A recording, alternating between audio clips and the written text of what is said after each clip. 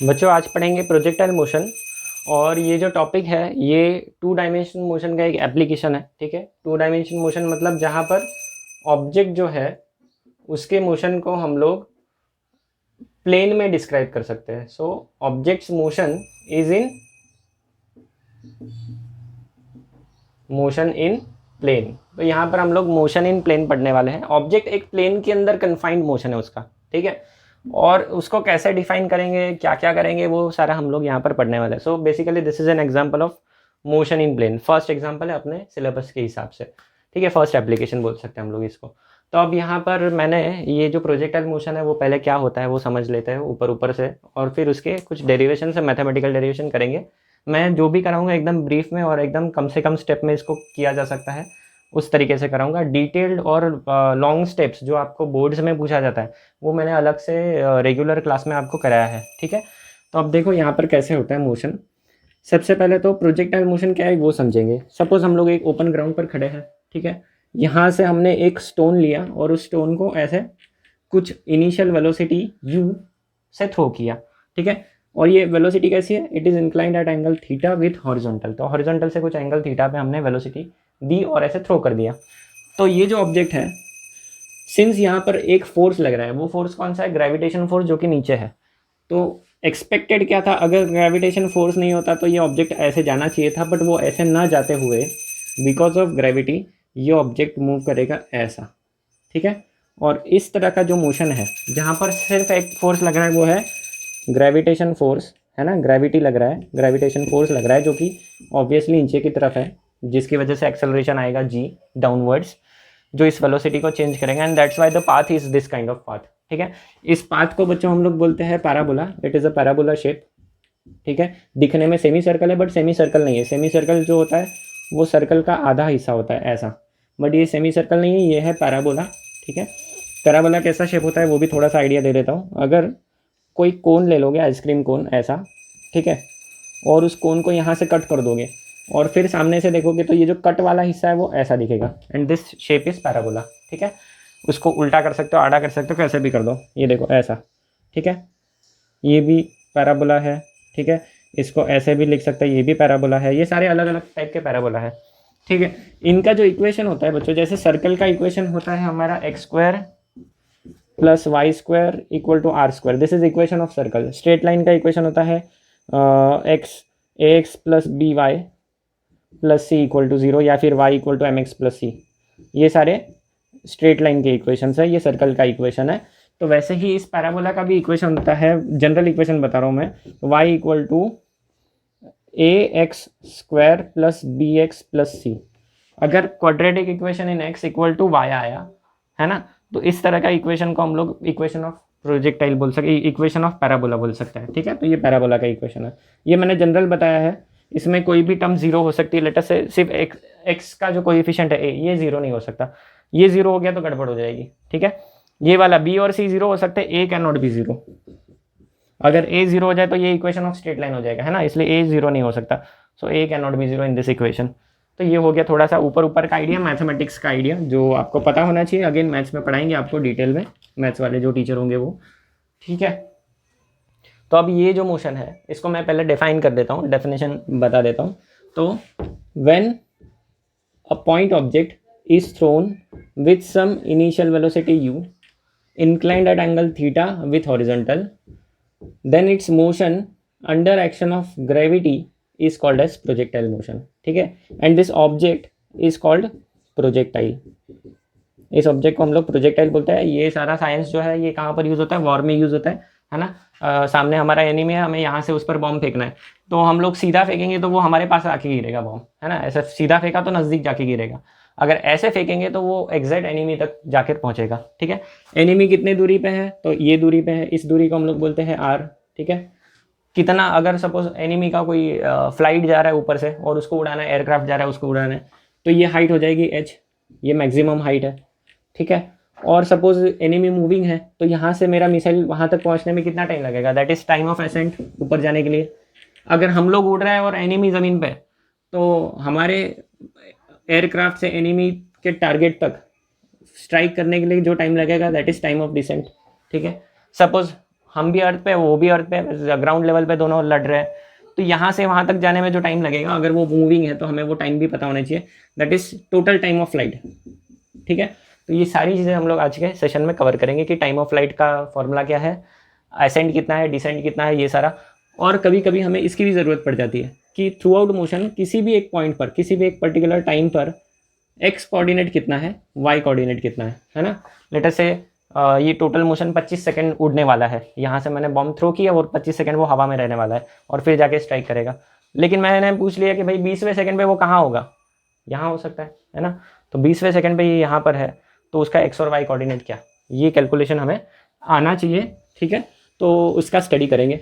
ये सारा आप अलग अलग गेम्स यूज़ करते हो, मोबाइल गेम्स जैसे कि वो COC हो गया, फिर आप और कौन सा वो पुराना गेम एंग्री बर्ड, ये सारे गेम में ये पूरा जो उसका डेवलपमेंट होता है ना, सॉफ्टवेयर डेवलपमेंट, वहाँ पर ये प्रोजेक्टाइल मोशन के ही इक्वेशन यूज़ होते हैं। क्योंकि वहाँ पर अगर आप देखोगे या फिर आर्चरी का गेम देखोगे तो आप ऐसे ऊपर जब स्ट्राइक करते हो तब जाके टारगेट पे लगता है, मतलब वहाँ पर ग्रेविटी का इफेक्ट कंसीडर किया जाता है। ठीक है, और इवन विंड का भी इफेक्ट कंसीडर किया जाता है, बट हम लोग अपने कैलकुलेशन में विंड नहीं कंसीडर करेंगे।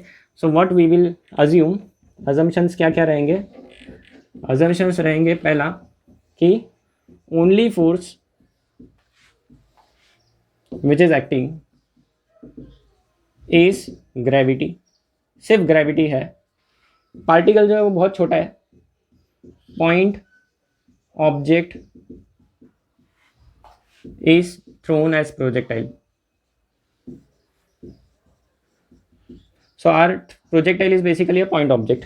Third, since object बहुत छोटा है तो उस पर एयर रेजिस्टेंस नहीं रहेगा, सो एयर रेजिस्टेंस, एयर का जो भी ऑपोजिशन है उसको हमने इग्नोर कर दिया, इग्नोर्ड, इसको इग्नोर कर दिया भाई, कोई टेंशन नहीं। इससे क्या हो गया, हमारा डेरिवेशन जो है वो समझने में आसान होगा। हम लोग सिर्फ बेसिक ग्रेविटी के वजह से क्या इफेक्ट आता है वो पढ़ेंगे, है ना। याद रखना एयर रेजिस्टेंस भी सिग्निफिकेंट होता है जब ज़्यादा लॉन्ग डिस्टेंस पे हम लोग फायर करते हैं, है ना, बट वो कैलकुलेशंस एडवांस हो जाएंगे हमारे लिए, वो अभी इस लेवल पे ज़रूरी नहीं है। ठीक है, तो ये सारी चीज़ें अभी हम लोग पढ़ने वाले हैं, ये कुछ है जो पॉइंट्स आपको ध्यान में रखना है। ठीक है, अब जाते हैं अपने मेन टॉपिक पे जो कि है प्रोजेक्टाइल मोशन। ठीक है, सिर्फ एक ही फोर्स है जो है ग्रेविटी, और जहाँ पर फोर्स होता है उसी डायरेक्शन में एक्सेलरेशन होता है। ये इक्वेशन है F=ma। तो सिंस ग्रेविटी डाउनवर्ड है तो एक्सेलरेशन जो होता है डाउनवर्ड विच इज़ g, ये भी डाउनवर्ड होगा। ठीक है, हमारा अभी डायग्राम देख लेते हैं हमने क्या कोऑर्डिनेट सिस्टम बनाया है यहाँ पर। तो ये देखो, ये x कोऑर्डिनेट है, ये y कोऑर्डिनेट है, और ये जो पॉइंट है ओरिजिन जहाँ से हमने ऑब्जेक्ट को ऐसे थ्रो किया है, थ्रो किया मतलब लेटर से ये मेरा ऑब्जेक्ट है, ये मैंने थ्रो किया तो ये ऐसे जाके ऐसे गिरेगा, तो this will be the motion. ठीक है, यहाँ पर मैंने बनाया उसका path, this path of projectile, जिस पाथ से वो जाता है इट इज डिफाइंड। याद रखो, ऐसा नहीं है कि रैंडम कोई भी पाथ से जाता है, ये फिक्स पाथ होता है, and this path is called trajectory, trajectory of projectile. ठीक है, पाथ लिख देता हूँ ब्रैकेट में समझने के लिए, ऑफ प्रोजेक्टाइल, ये फिक्स होता है और इसके लिए कुछ इक्वेशन होता है। ये जो शेप है, दिस शेप इज पैराबोला, है ना, पैराबोला शेप होता है ये। ठीक है, और अगेन कैसा होगा that depends on the angle. Come angle पे बनाएंगे तो वो शेप ऐसा बनेगा,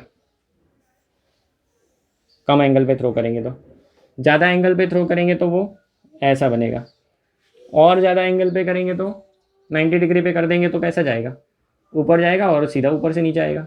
ठीक है, ये तो हमारा जो हम फ्री फॉल में पढ़ते हैं, ऑब्जेक्ट को ऐसे ऊपर से थ्रो कर दिया, है ना, तो उस टाइप का मोशन हो जाएगा यहाँ पर।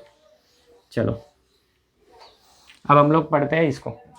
तो ये एक्स कोऑर्डिनेट, ये मेरी पॉजिटिव एक्स डायरेक्शन, ये पॉजिटिव वाई डायरेक्शन। ठीक है, मेरा वेलोसिटी वेक्टर इस तरह से, ये देखो, ये एक्स डायरेक्शन, ये वाई डायरेक्शन, दोनों पॉजिटिव लिया है, तो कोई भी चीज़ इसके अगेंस्ट होगी वो नेगेटिव होगी।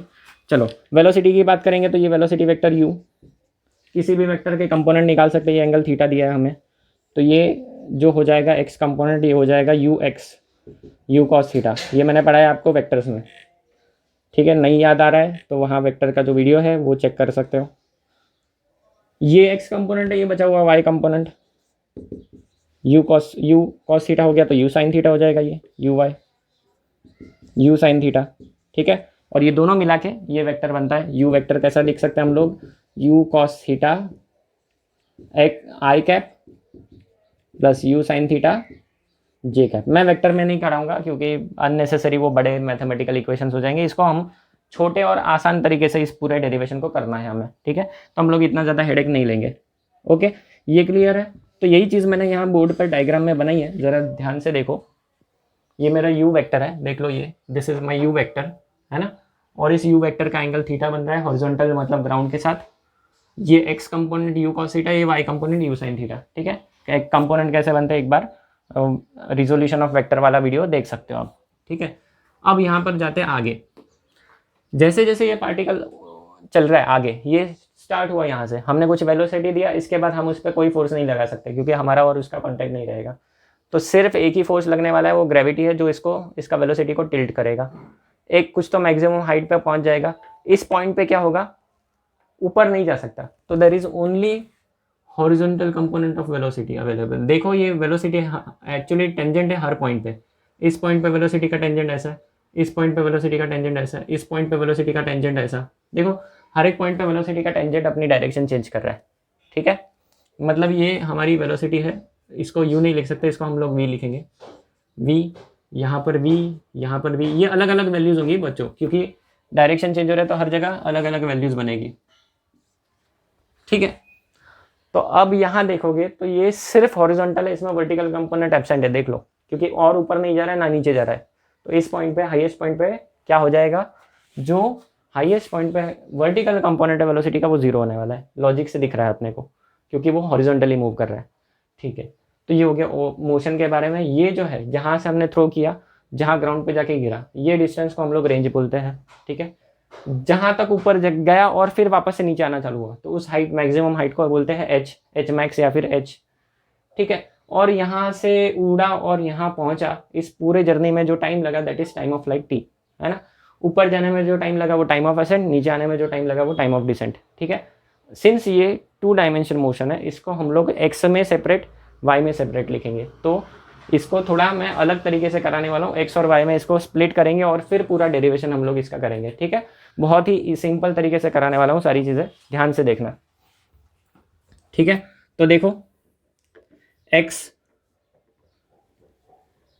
मोशन मतलब हॉरिजॉन्टल मोशन, और ये वाई मोशन मतलब वर्टिकल मोशन, ठीक है। ये हमने लाइन बना दी, उस तरफ बाकी डेरिवेशंस हो जाएंगे अपने। तो एक्स में मोशन जब देखेंगे तो सबसे पहले तो इनिशियल वेलोसिटी की बात करो। इनिशियल वेलोसिटी है यू कॉस थीटा, उधर इनिशियल वेलोसिटी वाई में कितना है, वर्टिकल, यू साइन थीटा है। ये हो गया वेलोसिटीज के बारे में। सिर्फ एक ही एक्सेलरेशन है जो है जी, और जी का डायरेक्शन होगा नीचे की तरफ, तो उसको हम लोग माइनस जी लेंगे क्योंकि हमारा डाउनवर्ड मोशन नेगेटिव है, अपवर्ड पॉजिटिव है कोऑर्डिनेट सिस्टम के हिसाब से। तो इसको हम लोग लिख सकते हैं a y, y component of velocity, क्योंकि सिर्फ एक्सेलरेशन वाई में ही एक्सेलरेशन है, हॉरिजॉन्टल कोई फोर्स है ही नहीं, तो एक्सेलरेशन आएगा ही नहीं। तो हॉरिजॉन्टल एक्सेलरेशन ए एक्स आएगा 0, वर्टिकल एक्सेलरेशन ए वाई आएगा माइनस जी। वापस से बता रहा हूँ, सिंस पूरे मोशन में सिर्फ ग्रेविटी है जो कि हमेशा नीचे होता है, जिसके वजह से एक्सेलरेशन जी जो आएगा वो भी नीचे आएगा। हमने ऊपर वाली डायरेक्शन को पॉजिटिव वाई लिया है, तो नीचे वाले को माइनस लेंगे, नेगेटिव वाई, ठीक है, समझ रहे हो। तो ये हो गया मेरा ए एक्स ए वाई। उसी तरह से हम लोगों ने वेलोसिटी वी निकालना है, v x at after some time, ठीक है। अब हम लोग इन दोनों वैल्यूज से काइनेमेटिकल इक्वेशंस का यूज़ करने वाले। तो काइनेमेटिकल इक्वेशन लिखते हैं, v equal to u plus a t, फिर s equal to u t plus half a t square, और v square minus u square equal to 2as, या फिर v square equal to u square plus 2as, ठीक है। तो इतनी चीज़ें हम लोग यहाँ पर, ये 3 काइनेमेटिकल इक्वेशन है, यूज़ कर सकते हैं। क्यों कर सकते हैं, एक्सेलरेशन कांस्टेंट है तो हम लोग कर सकते हैं। अगर एक्सेलरेशन कांस्टेंट नहीं होता तो हम लोग ये सारा नहीं कर पाते, ठीक है। चलो, तो अभी तीनों इक्वेशंस यहाँ आप दोनों तरफ लिखेंगे। v equal to u plus a t, तो v x equal to u x plus a x t. थोड़ा सा अभी यहाँ देख लो, ए एक्स की वैल्यू 0 है तो ये हट गया, तो v x equal to u x आ गया, और यू एक्स कितना है अपना, यू कॉस थीटा है। ये बन गया मेरा पहला काइनेमेटिकल इक्वेशन। दूसरा देखो, एस की जगह यहाँ पर एस है डिस्प्लेसमेंट। जब हम हॉरिजॉन्टल मोशन की बात करेंगे तो एस की जगह हमारा एक्स कोऑर्डिनेट होगा, हमारा डिस्प्लेसमेंट, है ना। तो यहाँ पर मैं s की जगह लिख रहा हूँ x equal to u x t plus half a x t square. ठीक है, देख लो इक्वेशन ध्यान में आ रहा है क्या नहीं। क्या लिखा मैंने, x की जगह, मतलब ये वाला इक्वेशन मैं यूज़ कर रहा हूँ, x की जगह हम लिखें, s की जगह x लिख दिया, u की जगह ux, टाइम तो सेम होता है, टाइम x और y में अलग नहीं होता है, एक्सेलरेशन ax लिख दिया। ax वापस से क्या है, 0 है, तो इसको हटा दो, तो इक्वेशन क्या बन गया, सिर्फ uxt बचा, uxt, और ux कितना है, u cos थीटा है, तो ये हो जाएगा u cos थीटा t, समझ रहे हो, है ना। और ये तीसरा भी देख लो, ये ओरली करता है, v की जगह vx लिखेंगे, u की जगह ux लिखेंगे, 2as, s है, a है एक्सेलरेशन इन x जो कि 0 है, ये 0 हो गया, तो ये 0 हो गया, तो v square equal to u square, मतलब v इक्वल टू यू, तो यहाँ पर तो दिख ही रहा है v इक्वल टू यू, तो यही इक्वेशन वापस से आएगा, तो डबल लिखने की ज़रूरत नहीं है। तो ये वाला थर्ड जो इक्वेशन है वो हम रिपीट करने के मतलब नहीं है, वही चीज़ वापस आने वाली है, तो इसको नहीं लिखेंगे। y का मोशन देखो, अभी y का मोशन हमें देखना है, v equal to u plus a t, तो यहाँ पर लिखेंगे v y u y plus a y t. ठीक है, वैल्यूज़ डाल देते हैं, क्योंकि यहाँ पर बहुत सारी वैल्यूज़ चेंज हो रही है, तो मैं डाल देता हूँ सारी वैल्यूज़। वी वाई की जगह लिख सकते हैं, यू वाई की जगह लिख सकते हैं यू साइन थीटा, और ए वाई की जगह माइनस जी टी। ये इक्वेशन देखो, ये नॉन ज़ीरो इक्वेशन है, ऐसा नहीं है, इतना ईजी इक्वेशन नहीं है। ये हो गया मेरा वी वाई। उसके बाद ये हो गया, एस की जगह यहाँ होगा वाई कोऑर्डिनेट, क्योंकि वर्टिकल मोशन चल रहा है, तो एक्स की जगह हम लोग लिखेंगे वाई कोऑर्डिनेट, तो y coordinate equal to u की जगह यू वाई टी, टाइम तो वही रहना है, प्लस हाफ ए की जगह ए वाई टी स्क्वायर। वापस से वैल्यू डाल देता है, मैं इसको बॉक्स बना देता हूँ, जो काम की इक्वेशन है उसको बॉक्स बनाते हैं। ठीक है, इसमें वैल्यूज डाल देंगे, तो ये हो जाएगा y equal to u y की जगह देखो क्या लिखेंगे, u साइन थीटा। ठीक है, टाइम t वैसा का वैसा, ए वाई की जगह माइनस जी लिखेंगे, तो ये हाफ हो गया, g हो गया, और ये टी स्क्वायर हो गया। ठीक है, तो ये हो गया हमारा सेकेंड इक्वेशन। थर्ड भी लिखेंगे वैसे ही सेम मेथड से। ठीक है, थर्ड का ज़्यादा सिग्निफिकेंस नहीं है, लेकिन एक डेरिवेशन में काम आ जाएगा। थर्ड इक्वेशन लिखते हैं, वी स्क्वायर की जगह लिखेंगे वी वाई स्क्वायर। ये मैं क्या करता हूँ, यहाँ पर बहुत ज़्यादा स्टेप्स हो गए, तो ये हटा देता हूँ, इसकी ज़रूरत नहीं पड़ेगी अपने को। ठीक है, तो थोड़ी जगह बना लेते हैं ना यहाँ पर, अननेसेसरी ज़्यादा इक्वेशंस लिख के मतलब नहीं है। ये इक्वेशन मैं ऊपर लिख लेता हूँ। ठीक है, अननेसेसरी ज़्यादा चीज़ें नहीं लिखते हैं, you sine theta minus g T. ठीक है, ये इक्वेशन हो गया ऊपर,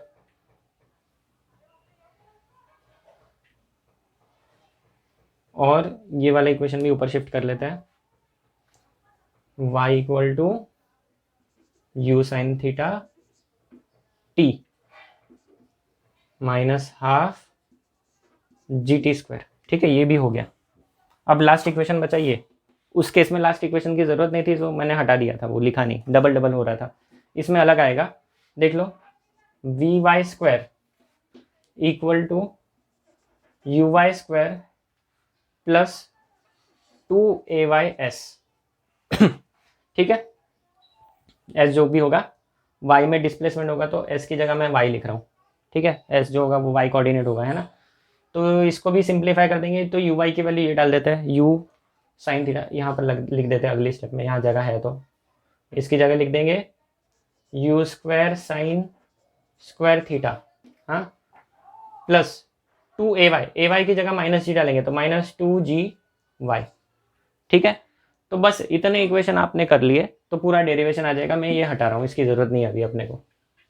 ठीक है, इतने डेरिवेशंस आप, इतने जो इक्वेशंस है ये आपने करना समझ लिया कि ये कैसे करते हैं। काइनेमेटिकल इक्वेशन यूज़ करना है, इनिशियल वेलोसिटी और फाइनल वेलोसिटी के इक्वेशंस लिखना है। ठीक है, एक्सेलरेशन पे से टाइम तो सेम रहेगा, टाइम ही दोनों मोशन का कनेक्शन पार्ट है ना, क्योंकि हमने मोशन को तोड़ा है एक्स और वाई में, तो इन दोनों में सिर्फ टाइम ही वो चीज़ है जो लिंक करती है। ठीक है, अब हम लोग एक एक पार्ट करते हैं। सबसे पहले इक्वेशन ऑफ ट्रेजेक्टरी कराता हूँ आपको। ठीक है, बहुत आसान डेरिवेशन हो जाएगा बच्चों, बिल्कुल आसान है, कोई टेंशन नहीं। तो सबसे पहले इक्वेशन ऑफ ट्रेजेक्टरी करते हैं। ठीक है, तो इक्वेशन ऑफ ट्रेजेक्टरी क्या होता है वो समझो पहले।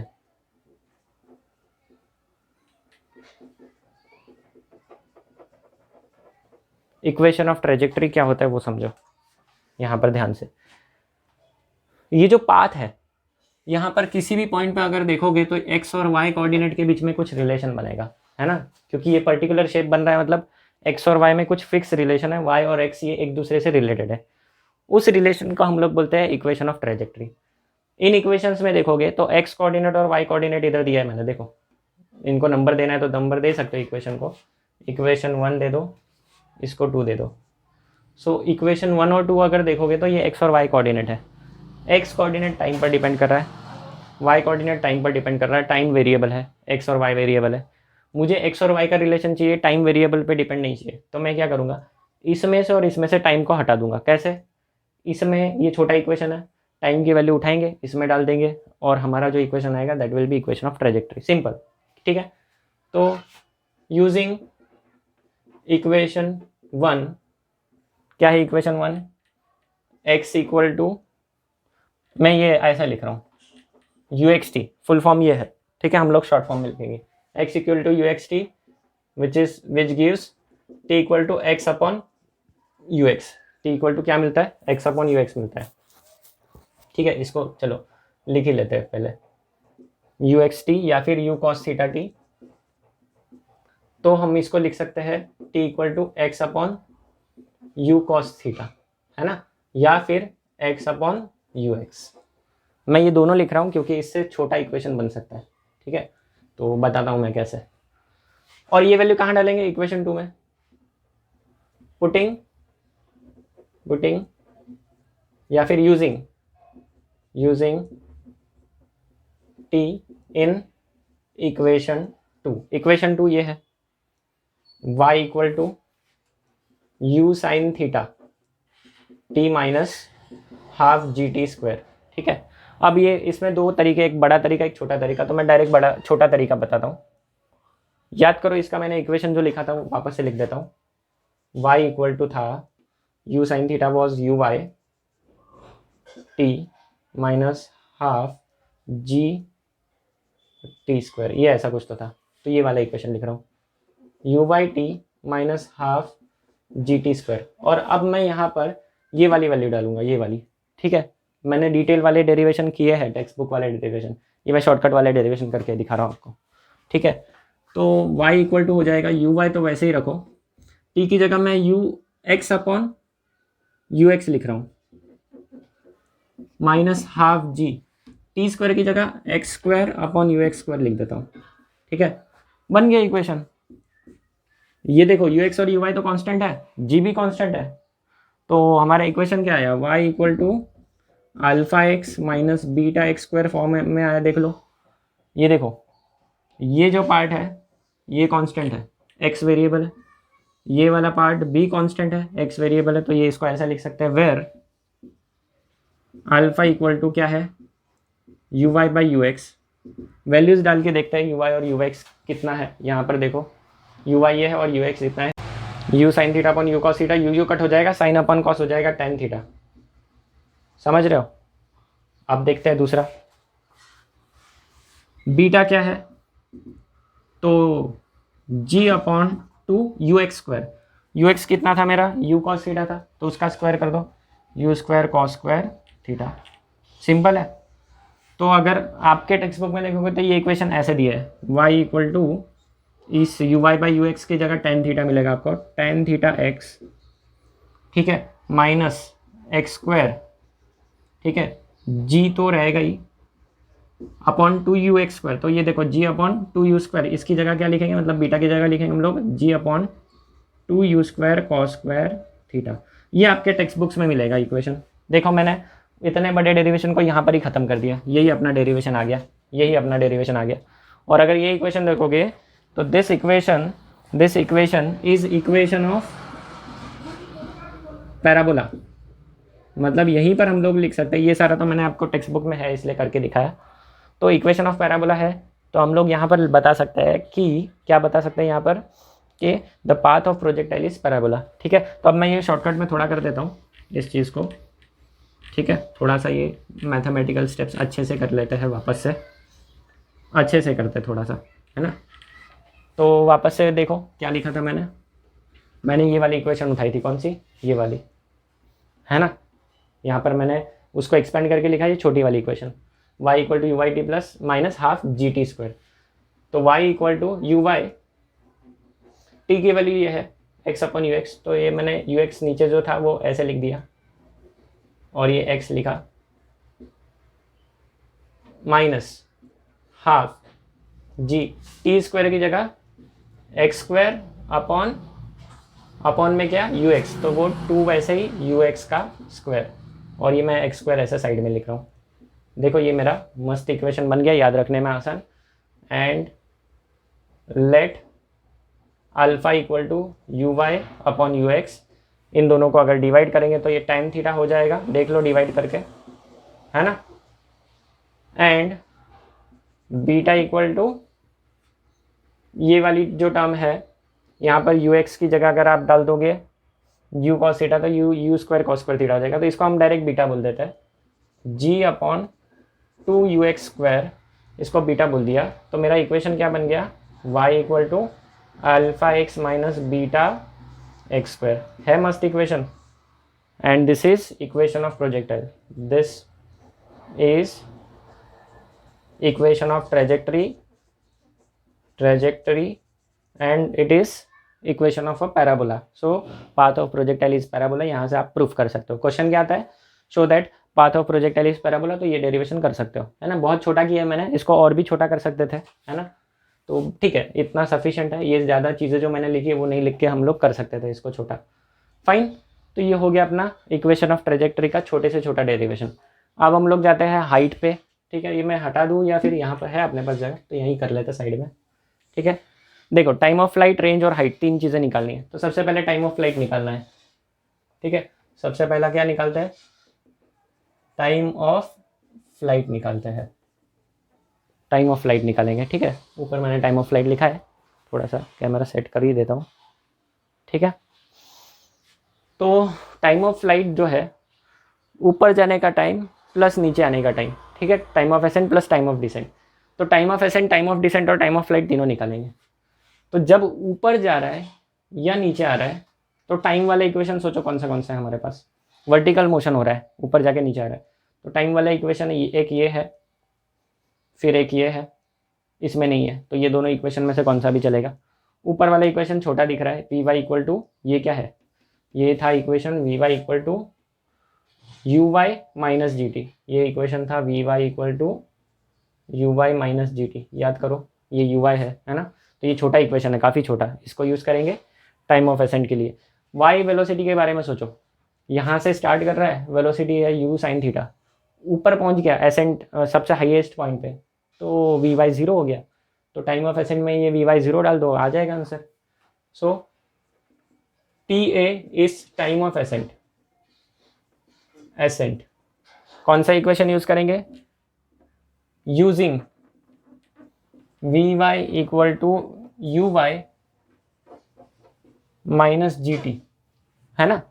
We y equal to u y minus g t, जब वो ऊपर जा रहा है तो उसका y कंपोनेंट 0 हो रहा है वेलोसिटी का, तो मैंने पुट कर दिया, पुट ये डायरेक्ट मैं पुट कर रहा हूँ, v y equal to 0, therefore 0 equal to u y minus g t, और ये t हो जाएगा time of ascent. Therefore time of ascent क्या आ गया, इसे भी लिख देते हैं, देयरफॉर टाइम ऑफ असेंट आ गया यू वाई अपॉन जी, देख लो इसको रीअरेंज कर दिया, ये आंसर आ गया। सिमिलरली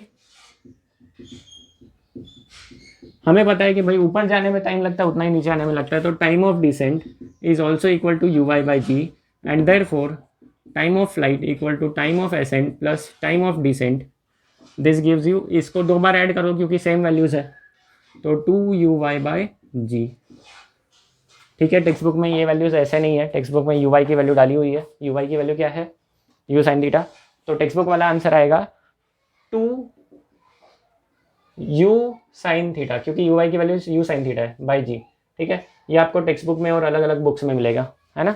हम लोग याद रखेंगे ऐसा, ये बहुत आसान है याद रखने में, 2 u y by g, confusion भी नहीं होता है उसमें। Time of ascent, time of descent, time of flight खत्म। अगला रेंज निकालते हैं। रेंज जो होता है बच्चों, हॉरिजॉन्टल मोशन है तो ये एक्स कोऑर्डिनेट है, ठीक है। एक्स कोऑर्डिनेट वाला इक्वेशन यहाँ पर देख लो, ये एक है, इसमें यू एक्स टी लिखा है, x equal to u x t. T जो होगा यहाँ से यहाँ तक ये टाइम ऑफ फ्लाइट होगा, है ना, और एक्स कोऑर्डिनेट यहाँ से यहाँ तक आर होगा। सो यूजिंग, क्या यूज करेंगे हम लोग, using this equation, x equal to u x t, x की जगह डाल देंगे R equal to u x और टी की जगह टाइम ऑफ फ्लाइट, वैल्यूज डाल दो। U x time of flight कितना है, 2u/g। हो गया मेरा डेरिवेशन खत्म।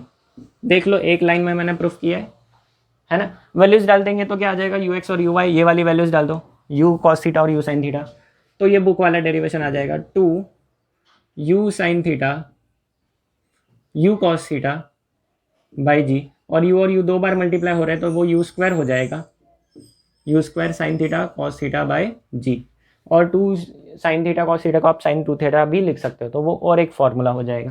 तो इतने सारे फॉर्मूले याद रखने की ज़रूरत नहीं, बस ये जो है ये आसान वाले फॉर्मूले याद रखो, है ना।